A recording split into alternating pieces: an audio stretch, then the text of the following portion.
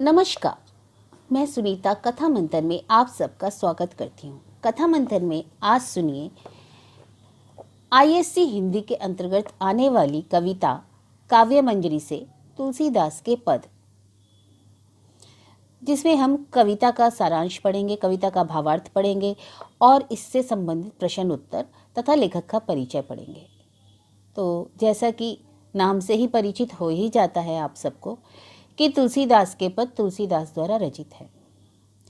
महाकवि तुलसीदास के जन्म और मृत्यु के विषय में सबके ही अलग अलग मत है।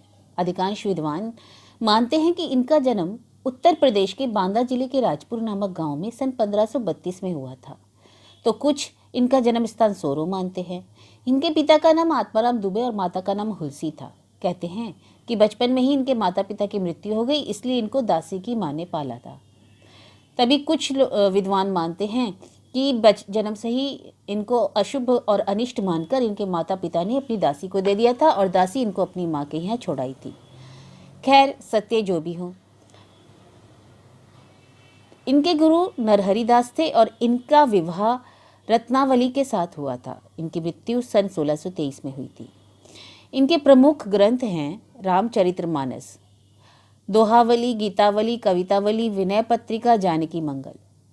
इनकी भाषा ब्रज और अवधी दोनों रही हैं। सर्वाधिक लोकप्रिय ग्रंथ रामचरितमानस से तो आप सब परिचित ही हैं। इसमें मर्यादा पुरुषोत्तम राम के जीवन का मार्मिक रूप से वर्णन किया गया है। तो चलिए शुरू करते हैं तुलसीदास के पद। प्रथम 4 पंक्तियां कवितावली से ली गई हैं। दुल्हा श्री रघुनाथ बने, दुल्ही सिया सुंदर मंदिर माही, गवती गीत सबे मिली, सुंदर वेद जुवा जुरी विप्र पढ़ाही, राम को रूप निहारती जानकी, कंकन के नग की परछाई, याते सबे सुधी भूली गई, कर टेकी रही पलटारत नाही। यहाँ कुछ शब्दों के मैं अर्थ भी आपको बता देती हूँ। और हाँ, एक बात यह भी है कि आप इससे संबंधित प्रश्न उत्तर आप मेरी वेबसाइट, जो लिंक मैं आपको डिस्क्रिप्शन बॉक्स में भी दे दूंगी। तो अर्थ है जुरी माने इकट्ठा होना, विप्र ब्राह्मण, सुधी माने याद करना, टारत माने जाने देना, नग माने गहने, परछाई यानी कि परछाई, याते इससे। प्रस्तुत पंक्तियां तुलसीदास द्वारा रचित कवितावली से ली गई हैं, जिसमें श्री राम और सीता जी के विवाह का वर्णन किया गया है। इन पंक्तियों में श्री राम की अनुपम सुंदरता का वर्णन बड़ी ही सजीव तरीके से किया गया है और जानकी जी का, जिसमें इन पंक्तियों में लज्जा का भी समावेश किया गया है। तुलसीदास जी कहते हैं कि दुल्हा दुल्हन बने श्री राम जी और सीता जी सुंदर भवन में बैठे हुए हैं। सुंदर स्त्रियां गीत गा रही हैं और युवा विप्र सब वेद उच्चारण कर रहे हैं।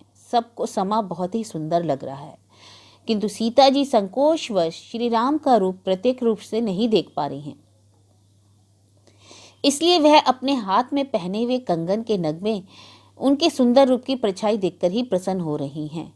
उनकी सुंदरता को देखकर वह अपनी सारी सुधि, सारी याद भूल गई हैं। वह एक पल भी उस नग से अपनी नजर नहीं उठा रही हैं।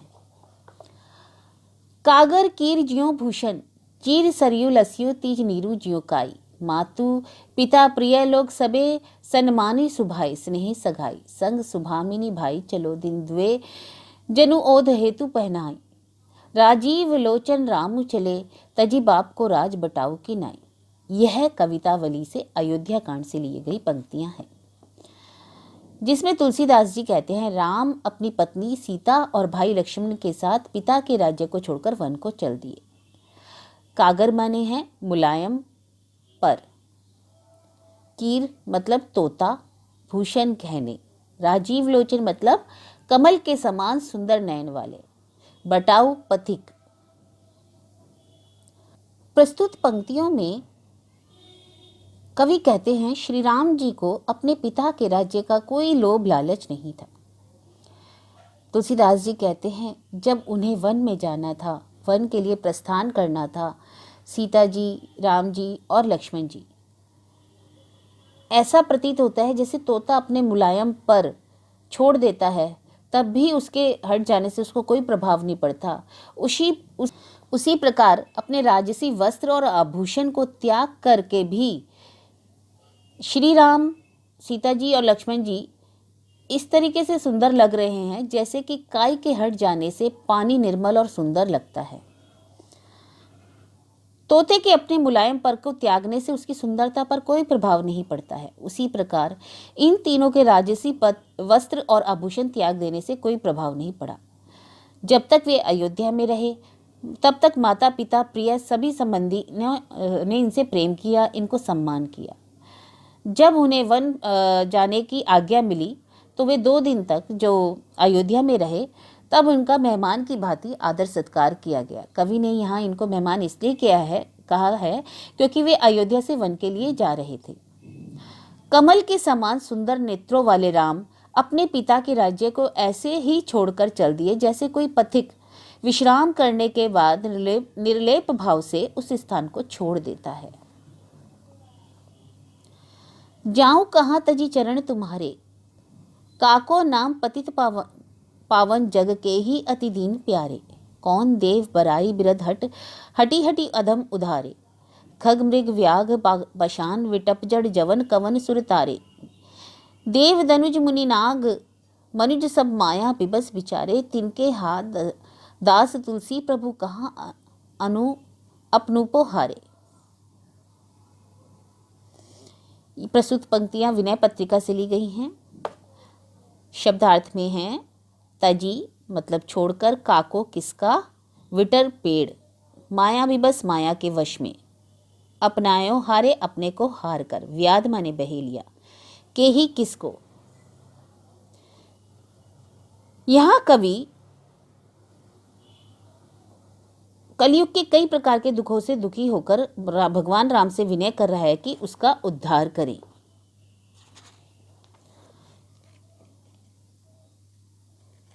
कविवर तुलसीदास कहते हैं कि हे नाथ, आपके चरणों को छोड़कर कहाँ जाऊं। संसार में पतित पावन कौन है आपके नाम के सिवा। सब और दीन दुखियारे लोग ही हैं, अर्थात ना तो कोई देवता ऐसा है जो पापियों का उद्धार करे, ना ही किसी को दीनहीन प्यारे हैं। आज तक किस देवता ने अपने बाने को रखने के लिए हठपूर्वक चुन चुनकर पापियों का उद्धार किया। किस देवता ने पक्षी में यहाँ पे आते हैं जटायु, मृग में आते हैं मारीच, व्याध वाल्मीकि, पाषाण अहिल्या से संबंधित है, और जड़ वृक्ष यमला अर्जुन और यवनों का उद्धार से संबंधित यहाँ पे अलग अलग मतलब आपको पक्षियों का संबंध उन्होंने जटायु से किया है। मृग का संबंध उन्होंने मारीच नामक हिरण से किया है। वाल्मीकि जी को व्याध बताया है और पाषाण से अहिल्या का संबंधित किया। इन सब का उद्धार श्री राम ने किया था। तो उन्होंने कवि कहते हैं कि सबका उद्धार करने के लिए कौन है। देवता, दैत्य, मुनि, नाग, मनुष्य आदि सभी बेचारे माया के वश में हैं, अर्थात ये स्वयं बंधे हुए हैं, तो दूसरों को कैसे माया रूपी बंधन से हटा सकते हैं, खोल सकते हैं, नहीं खोल पाएंगे। इसलिए हे प्रभु, यह तुलसीदास अपने उन लोगों के हाथ में सौंपकर क्या करे। मैं तो आप ही की शरण में आया हूँ, आप ही मेरा उद्धार कीजिए। आज प्रश्न है, तुलसीदास जी ने विनय पत्रिका में बताया है कि भगवान राम ने पतित पापियों का उद्धार किया है, जैसे खग, मृग, व्याध, पाषाण, विटप, जड़, इनके बारे में संक्षिप्त रूप से बताइए। तो मैंने आपको यही बताया कि यहाँ पे खग जो है, खग मतलब पक्षी, और पक्षी से संबंध आया है जटायु का। आप सब जानते हैं कि जटायु जब रावण सीता जी को हरण करके आकाश मार्ग से जा रहा था, उस समय जटायु ने उड़कर उस आक्रमण पर सीता जी को बचाने की चेष्टा की थी। मृग से संबंधित है मारीच राक्षस। मारीच के बारे में तो आप जानते ही हैं कि कपट मृग बनकर उन्होंने राम को भ्रमित किया था। व्याध यहाँ वाल्मीकि जी को कहा गया है जो यात्रियों को लूटते थे। पाषाण यहाँ अहिल्या के लिए प्रयोग हुआ है, ये गौतम ऋषि की पत्नी थी। तो तुलसीदास जी ने अपनी पुस्तक विनय पत्रिका में बताया है कि कलयुग के पापों से भगवान राम ही रक्षा कर सकते हैं। वे ही पापियों का उद्धार करने वाले, इन दिन दुखियों को कष्ट दूर करने वाले हैं।